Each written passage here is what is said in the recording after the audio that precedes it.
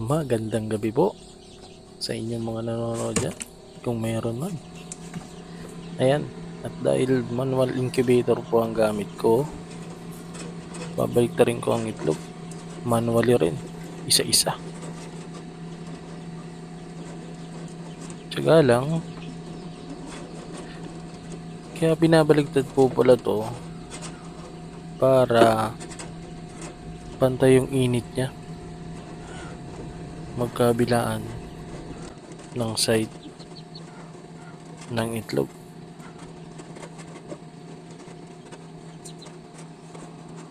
Ganyan lang. Araw-araw nga po pala ako nagbabaliktad. Umaga, tapos gabi. 2 beses.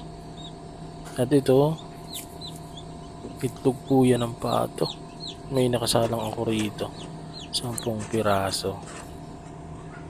Saan din natin baliktarin yan. Madali lang naman. Yan, iikutin lang.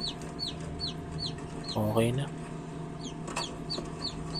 Yan, isang paraan sa pagpapipisa ng itlog sa ating incubator. Yun lang. Update ko na lang po kayo susunod na araw.